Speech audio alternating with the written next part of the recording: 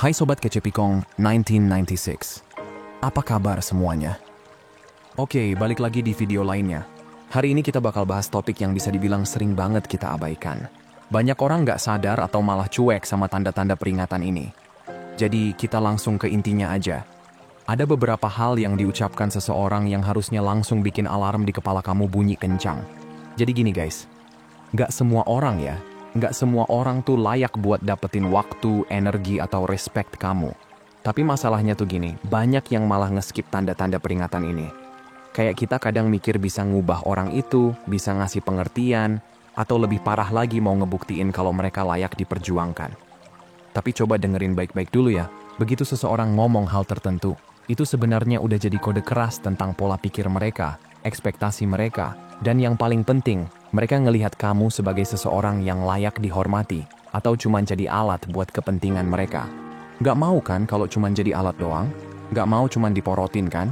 Atau cuma ditiduri doang kan? Tentu gak ada yang mau dong. Kamu harus ngerti satu hal ini. Kalau kamu gak peka sama ini, kamu bakal kejebak dalam hubungan yang melelahkan, memanipulasi, dan bisa bikin kamu kehilangan jati diri.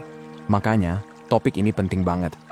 Ada beberapa kalimat yang kalau kamu dengar, kamu harus langsung cabut tanpa ragu-ragu. Jangan kasih kesempatan kedua. Karena ini bukan sekadar kata-kata biasa, ini adalah peringatan. Mereka nunjukin pola pikir yang bisa bikin kamu masuk ke dalam hubungan yang ngehe banget. Penuh dengan frustrasi, kelemahan, dan akhirnya penyesalan. Dan guys, biar jelas, ini bukan tentang membenci dengan siapa kamu berhubungan sekarang. Ini tentang tahu kapan harus jaga diri dan ngelindungin harga diri kamu. Terlalu banyak orang buang waktunya bertahun-tahun demi seseorang yang dari awal nggak pernah benar-benar respect sama kita. Kita udah ngorbanin mimpi, kehilangan kepercayaan diri, dan bahkan tololnya lagi, kita mulai meragukan nilai diri sendiri. Semua tuh karena bisa aja kita nggak peka sama tanda-tanda peringatan di awal. So guys, apapun yang lagi kamu alami sekarang, moga aja itu semua berhenti hari ini, oke? Jadi gini, ada beberapa kalimat spesifik yang kalau kamu denger, kamu harus langsung pergi tanpa nengok ke belakang lagi. Beberapa mungkin bakal bikin kamu kaget, beberapa mungkin ya bertentangan sama apa yang selama ini kamu percaya. Tapi gue jamin, semuanya adalah red flag yang gak boleh kamu abaikan. Jadi kalau kamu udah capek buang waktu sama orang yang gak menghargai kamu, kalau kamu mau belajar cara ngenalin tanda-tanda ini sebelum semuanya terlambat, stay di sini. Karena apa yang bakal kita bagiin bisa nyelamatin kamu dari bulan, bahkan tahun-tahun yang penuh frustrasi. Oke, langsung aja kita breakdown. Nah, yang pertama dengerin baik-baik, aku nggak butuh pasangan. Begitu seseorang ngomong, gue nggak butuh pasangan, kamu harus langsung pasang radar. Ini bukan sekadar kata-kata biasa, ini adalah mindset. Dan mindset kayak gini bakal bikin hubungan apapun jadi medan perang tanpa akhir. Orang yang punya pola pikir ini bakal ngelihat pasangannya sebagai sesuatu yang opsional, bukan sesuatu yang berharga. Dan kalau kamu mau hubungan yang penuh respect, apresiasi, dan kemitraan, ini red flag besar. Jangan salah paham dulu ya, gak ada yang salah sama seseorang yang mandiri. Justru, seseorang yang berkualitas tinggi bakal lebih tertarik sama pasangan yang bisa berdiri di atas kaki sendiri. Tapi ada bedanya antara seseorang yang benar-benar mandiri dan seseorang yang terus-terusan nge-push narasi kalau pasangan itu nggak ada gunanya. Kalau seseorang benar-benar respect dan menghargai pasangan, mereka nggak perlu teriak-teriak soal gimana mereka bisa hidup sendiri. Biasanya, orang yang ngomong kayak gini sedang membuktikan sesuatu, entah ke diri sendiri, ke lingkungan sekitar, atau bahkan ke kamu. Bisa jadi mereka pernah terluka di masa lalu, dan sekarang pakai mindset ini buat ngelindungi diri.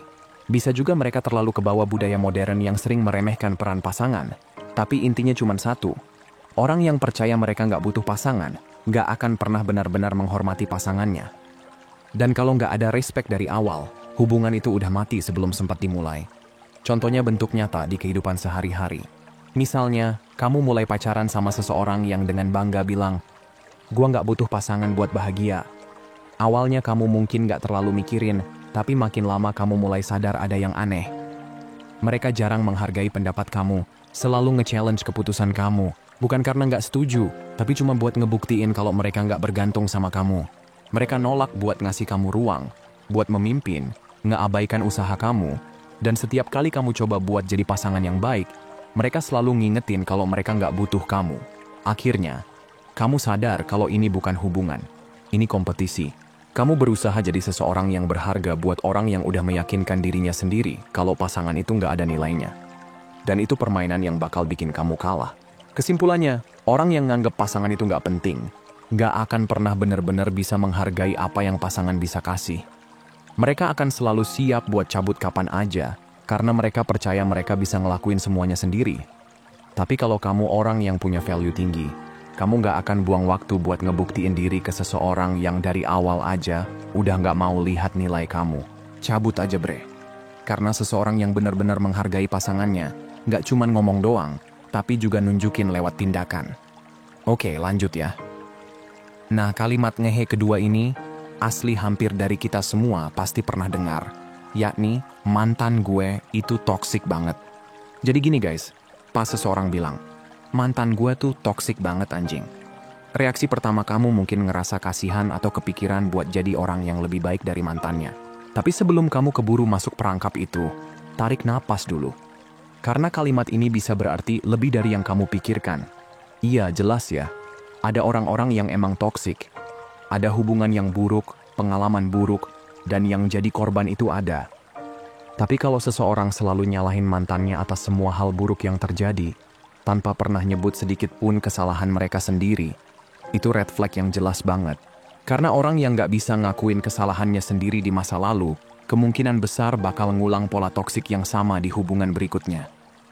Kalau setiap mantan yang mereka punya selalu dibilang narsis, manipulatif, atau tukang nyakitin, ada dua kemungkinan. Mereka selalu milih pasangan yang salah, yang artinya judgement mereka buruk. Atau mereka nge-rewrite sejarah biar kelihatan nggak salah sama sekali. Dan kalau mereka nggak pernah ngerasa punya andil dalam kegagalan hubungan sebelumnya, tebak apa yang bakal terjadi pas hubungan kamu mulai ada masalah? Kamu yang bakal dijadiin orang toksik selanjutnya, dan mereka bakal pergi dengan status korban lagi. Misalnya gini, kamu mulai pacaran sama seseorang yang tiap hari curhat betapa mantan gue itu parah banget. Awalnya kamu iba, kamu jadi tempat curhat, kamu berusaha yakinin kalau kamu beda. Tapi lama-lama kamu mulai sadar ada yang aneh. Setiap kali ada argumen, mereka nggak pernah mau ngaku salah. Setiap kali kamu nunjukin kalau mereka ngelakuin sesuatu yang nggak oke, mereka langsung puter balik situasi biar kelihatan sebagai korban. Dan yang paling parah, mereka sering banget bawa-bawa mantannya buat ngejustifikasi kelakuan mereka. Contohnya, kamu bikin batasan sehat dalam hubungan, terus mereka balas dengan, mantan gue juga dulu suka ngontrol gue kayak gini. Atau pas kamu negor karena mereka kurang respect, mereka langsung bilang, kok kamu ngomong gitu? Mantan gue juga dulu suka gitu ke gue. Tanpa kamu sadar, kamu mulai takut-takut sendiri. Jalan di atas pecahan kaca, takut dijadiin tokoh jahat berikutnya dalam cerita mereka. Orang yang selalu nyalahin mantannya, tanpa pernah introspeksi diri, pasti bakal ngulang siklus yang sama. Sebaliknya, seseorang yang punya kualitas diri tinggi, bakal bisa ngelihat dua sisi dari kegagalan hubungan. Mereka bakal bilang, hubungan gue dulu nggak berhasil, tapi gue belajar banyak dari itu. Dan ini tipe orang yang bisa tumbuh, bisa belajar dari kesalahan, dan gak bakal ngulang-ngulang toxic pattern yang sama. Tapi kalau mereka cuma bisa nyalahin mantan, itu artinya mereka cuma nunggu korban baru buat disalahin selanjutnya. Jangan sampai itu kamu. Jelas ya? Oke, lanjut. Nah, kalimat ngehe berikutnya, aku butuh pasangan yang bisa nanganin aku. Jadi gini, pernah dengar seseorang ngomong, gue butuh pasangan yang bisa nanganin gue. Awalnya mungkin kedengeran kayak tantangan seru kan? Kayak mereka lagi ngetes apakah kamu cukup kuat buat ada di samping mereka. Tapi jangan salah, ini bukan pujian. Kalau seseorang ngomong kayak gini, mereka bukan lagi nyari pasangan yang kuat dan percaya diri. Mereka lagi nyari seseorang yang bisa nerima kelakuan mereka yang sulit tanpa berani negur atau ngasih batasan. Ini bukan ajakan, ini peringatan. Mereka basically ngasih tahu kamu dari awal kalau mereka bakal bawa drama. Dan bukannya introspeksi atau berubah, mereka malah berharap kamu yang harus menyesuaikan diri. Sekarang pikirin deh, kenapa kamu harus nanganin pasangan kamu? Hubungan tuh bukan medan perang di mana kamu harus ngebuktiin kekuatan kamu dengan ngadepin drama yang gak perlu. Orang yang punya kualitas diri tinggi gak nangani pasangannya. Mereka memimpin, membangun, dan nyiptain kedamaian dalam hidupnya. Tapi kalau seseorang udah ngomong kayak gini dari awal, berarti kedamaian adalah hal terakhir yang bakal mereka bawa ke hubungan kamu. Nah, masalahnya dari pola pikir ini adalah, Hubungan jadi ajang perebutan kekuasaan, bukan kerjasama. Bukannya saling respek, yang ada malah tes mental terus-menerus buat ngeliat seberapa jauh kamu bisa tahan. Dan yang lebih bahaya lagi, semakin kamu tahan, semakin mereka kehilangan respek buat kamu. Mereka bakal ngedorong batasan, bikin drama, dan nyari konflik cuma buat ngeliat apakah kamu masih akan bertahan. Dan kalau kamu bertahan, mereka bukan ngeliat kamu kuat, tapi lemah karena nggak berani pasang batasan. Sekarang coba balik situasinya. Bayangin kalau seorang pria bilang, "Gua butuh cewek yang bisa nanganin gua." Kira-kira bakal kedengeran kayak apa? Pasti langsung dianggap red flag. Kayak ada masalah gede yang dia nggak mau perbaiki, dan dia berharap pasangannya yang harus maklumin semuanya. Nggak ada yang bakal tertarik sama orang kayak gitu. Tapi anehnya, kalau seorang wanita yang ngomong kayak gitu, mereka malah berharap pasangannya membuktikan dirinya dengan nerima semua tingkah mereka. Orang yang punya respek buat pasangannya nggak akan minta ditangani. Mereka nggak nganggep hubungan sebagai ajang pembuktian kekuatan, tapi sebagai tempat buat membangun kepercayaan, kerjasama, dan usaha dari kedua belah pihak. Mereka nggak nyiptain drama cuma buat ngetes apakah kamu bakal tetap bertahan atau enggak. Mereka juga menghargai kedamaian dalam hubungan, sama kayak kamu. Jadi inilah kenyataannya. Ketika seseorang bilang mereka butuh pasangan yang bisa nangani mereka, yang sebenarnya mereka maksud adalah, "Gue bakal nyusahin kamu, dan kamu harus terima." Itu bukan hubungan, itu kerja emosional yang gak ada ujungnya. Dan gak ada orang yang punya kualitas diri tinggi yang bakal buang waktunya buat membuktikan diri ke pasangan yang ngeliat dia sebagai tantangan, bukan sebagai partner. Kalau kamu ketemu orang yang ngomong kayak gini, jalan terus aja. Pasangan yang layak buat kamu gak akan bikin hubungan jadi arena pertempuran. Mereka bakal ngargain kamu tanpa harus bikin semuanya ribet. Oke, lanjut ya. Ada satu trik yang sering dipakai orang biar gak mau disalahin. Namanya nge-shame kamu sampai kamu diam sendiri. Salah satu kalimat andalan mereka, "Kok kamu insecure sih mikir gitu?" Kalau kamu pernah ngungkapin perasaan, bikin batasan, atau nyampein keresahan, terus pasangan kamu malah ngebales dengan nyerang rasa percaya diri kamu. Itu bukan sekadar komentar iseng, tapi itu trik manipulasi. Tujuannya, bikin kamu ragu sama diri sendiri biar mereka nggak perlu tanggung jawab. Orang yang punya kualitas diri tinggi paham banget kalau punya standar itu bukan insecure. Minta dihormatin itu bukan insecure. Ngerasa nggak nyaman sama suatu perilaku juga bukan insecure. Sebaliknya, itu justru nunjukin kalau kamu punya harga diri dan sadar akan nilai diri kamu sendiri. Tapi kalau pasangan kamu nggak mau dikritik, dia bakal balik nyalahin kamu. Dan bikin seolah-olah masalahnya ada di kamu, bukan di dia. Bayangin, kamu nyampein sesuatu yang bikin kamu gak nyaman.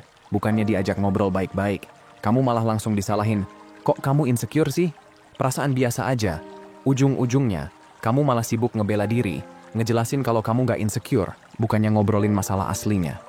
Nah, itu disengaja. Begitu kamu mulai mempertanyakan diri sendiri, mereka gak perlu lagi ngasih jawaban atau berubah.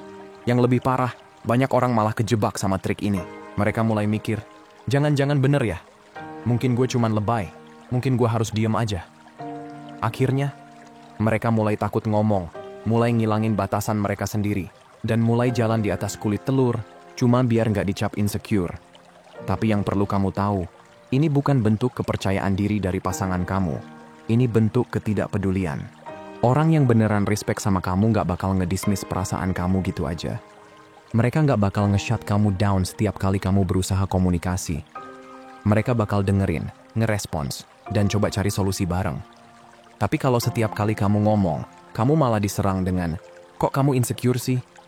Itu artinya mereka cuma lagi ngeles, bukan pengen nyelesain masalah.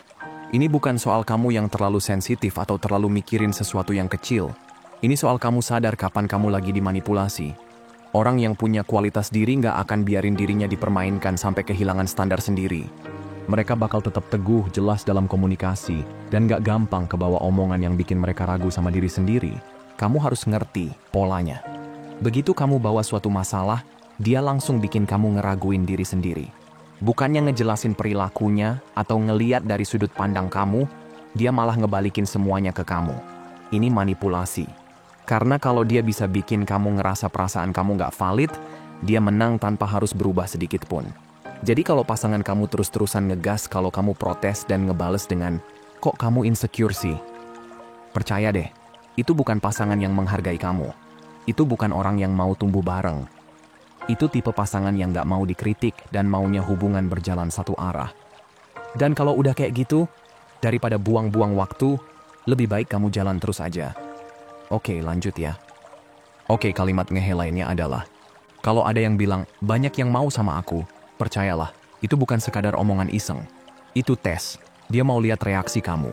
Kamu bakal cemburu, kamu bakal ngerasa harus bersaing buat dapetin perhatiannya, atau kamu bakal tetap santai karena kamu gak butuh validasi murahan. Orang yang beneran respect sama pasangannya gak bakal ngerasa perlu ngingetin kamu kalau ada banyak yang tertarik sama dia. Dia udah tahu nilai dirinya sendiri, dan dia gak pakai itu buat ngontrol atau ngemainin kamu. Tapi kalau ada yang ngelempar kalimat kayak gini, biasanya ada dua alasan. Pertama, dia haus validasi. Dia gak cuma mau dihargai sama kamu, tapi juga sama semua orang. Dia hidup dari perhatian orang lain, dan butuh terus-menerus diyakinkan kalau dia diinginkan. Tipe kayak gini gak akan pernah puas cuma sama satu orang. Karena yang dia kejar bukan koneksi asli, tapi pengakuan dari luar. Kedua, dia ngetes kamu. Dia mau lihat apakah dia bisa bikin kamu insecure. Kalau kamu mulai cemburu, mulai kepikiran, atau malah mulai buktiin kalau kamu lebih baik dari yang lain, dia menang.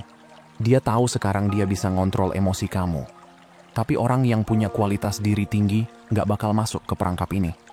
Kalau seseorang benar-benar menghargai kamu, dia nggak bakal bikin kamu ngerasa bisa diganti kapan aja. Dia nggak bakal pakai orang lain sebagai alat buat bikin kamu kerja lebih keras buat dapetin perhatiannya. Tapi kalau dia melakukan itu bendera merah bro. Bayangin kamu lagi jalan sama dia, ngobrol seru, chemistry dapet, terus tiba-tiba dia nyeletuk. Gue sering banget nih dideketin orang. Banyak yang ngajak gue jalan. Orang yang gak paham kualitas dirinya bakal langsung masuk perangkap. Dia bakal mulai nanya, serius? Siapa aja?